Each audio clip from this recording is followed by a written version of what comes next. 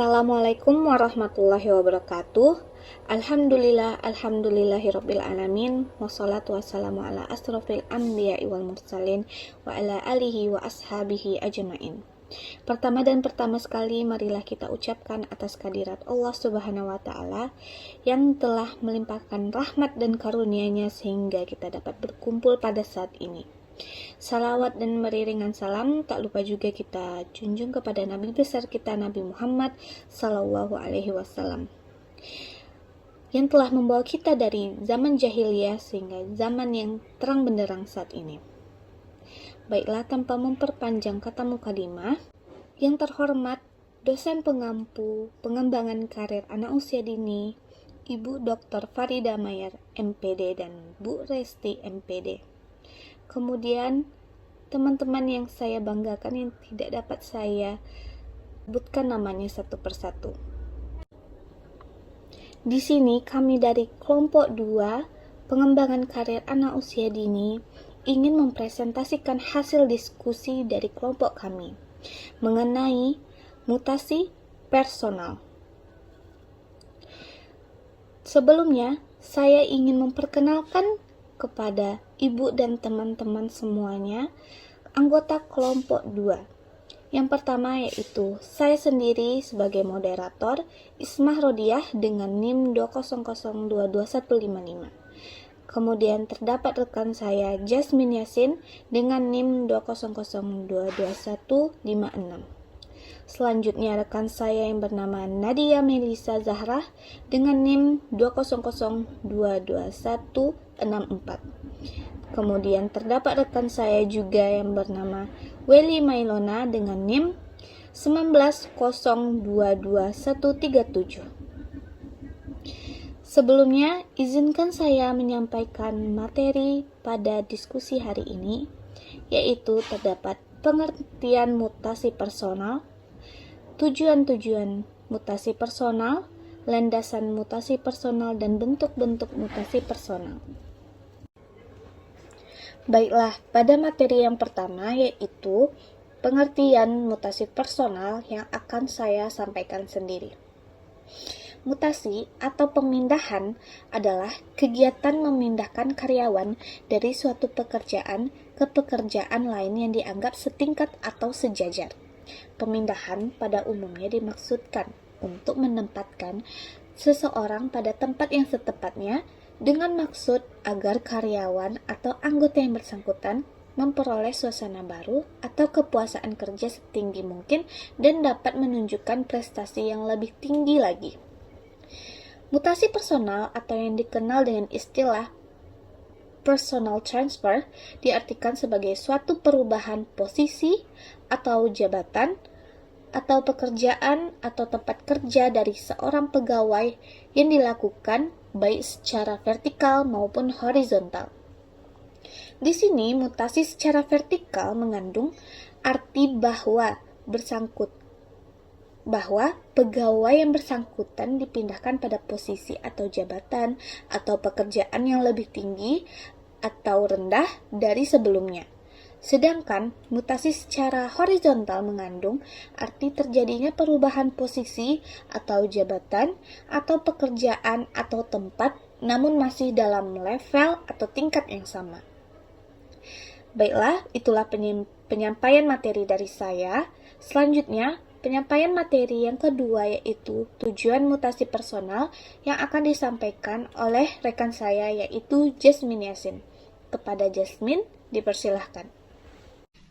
Baiklah, perkenalkan nama saya Jasmine Yasin dengan NIM 200222156. Di sini saya akan menjelaskan materi selanjutnya yaitu tujuan mutasi personal.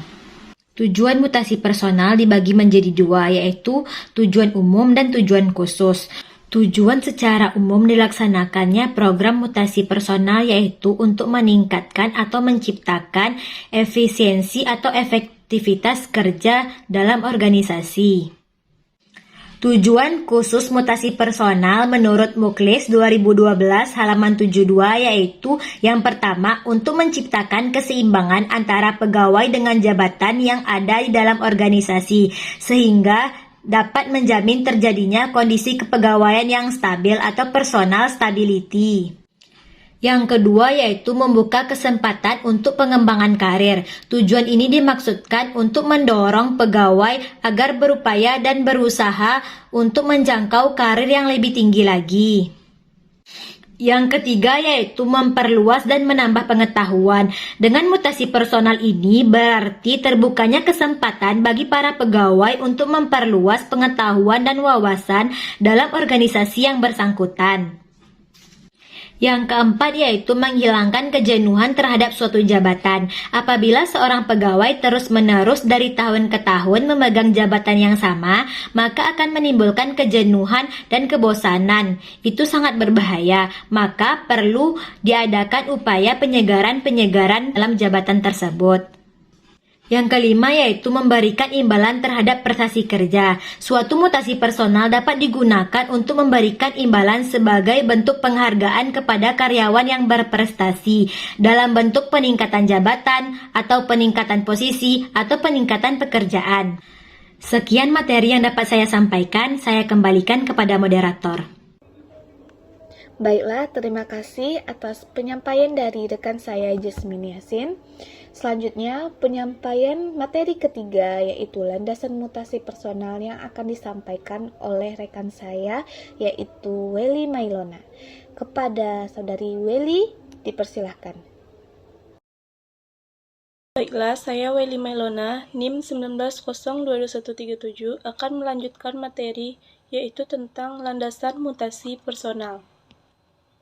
Menurut Muklis, landasan mutasi personal terbagi menjadi 3 golongan. Yang pertama yaitu sistem merit atau prestasi. Dalam sistem merit, yang dijadikan landasan mutasi personal adalah prestasi, kecakapan, bakat, pengalaman, dan kesehatan sesuai kriteria pegawai yang bersangkutan.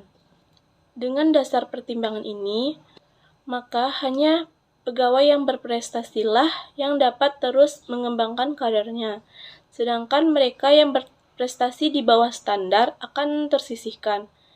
Kualitas harus dibuktikan dengan ujian, ijazah, dan keterangan-keterangan lainnya. Yang kedua, sistem senioritas atau sistem meningkat. Landasan mutasi personal yang digunakan dalam sistem ini adalah senioritas seorang pegawai.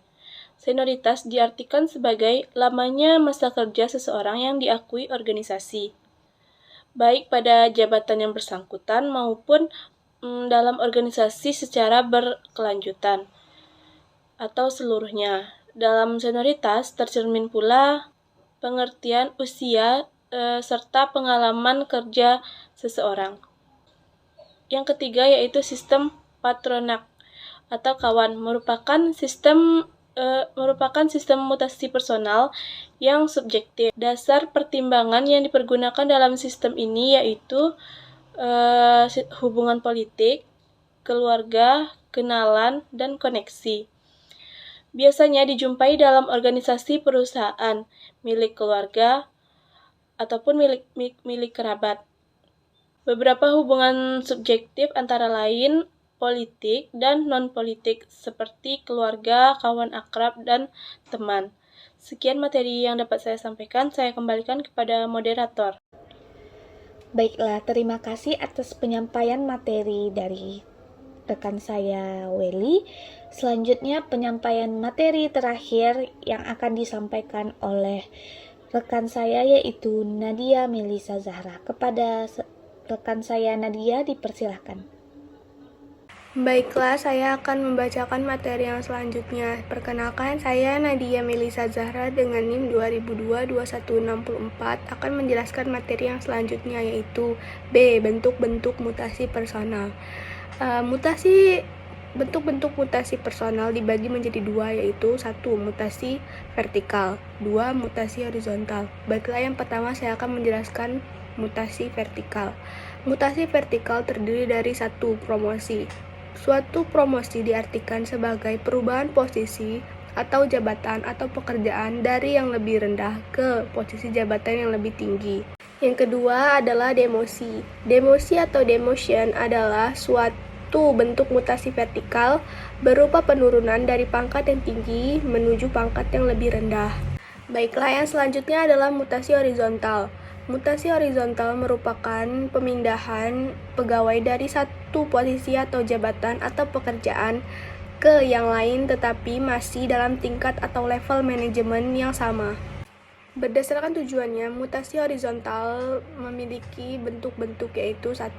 Job rotation atau perputaran jabatan adalah bentuk mutasi personal yang dilakukan secara horizontal. Bentuk mutasi semacam ini biasanya dilakukan dengan tujuan antara lain untuk menambah pengetahuan seorang pegawai dan menghindarkan terjadinya kejenuhan. Yang kedua adalah production transfer. Production transfer adalah suatu bentuk mutasi horizontal yang ditujukan untuk mengisi kekosongan pekerjaan pada suatu posisi atau jabatan atau pekerjaan tertentu yang harus segera diisi agar kontinuitas produksi dan peningkatannya dapat terjamin. Yang ketiga ada replacement transfer. Adalah suatu penggantian pegawai dalam organisasi yang ditujukan untuk mempertahankan pegawai yang berpengalaman dengan cara mengganti pekerjaan-pekerjaan yang masih baru. Yang keempat ada versatility transfer. Adalah suatu bentuk mutasi horizontal yang bertujuan untuk menempatkan pegawai yang memiliki kecakapan tertentu pada jabatan-jabatan yang memang membutuhkan pekerjaan yang membutuhkan kecakapan tersebut. Yang kelima ada shift transfer. Suatu bentuk mutasi horizontal berupa pemindahan sekelompok pegawai yang melaksanakan suatu pekerjaan atau jabatan yang sama. Dan yang terakhir adalah remedial transfer. Merupakan suatu bentuk mutasi horizontal yang bertujuan untuk menempatkan seorang pegawai pada jabatan atau posisi yang sesuai dengan kondisi dan kerja yang bersangkutan. Baiklah, sekian dan terima kasih. Saya kembalikan kepada moderator. Terima kasih atas penyampaian materi dari rekan saya Nadia Melisa Zahra. Itulah hasil dari diskusi kami kelompok 2. Jika ada salah kata, baik disengaja maupun yang tidak disengaja, mohon maaf. Kami tutup dengan wabillahi taufik walhidayah. Wassalamualaikum warahmatullahi wabarakatuh.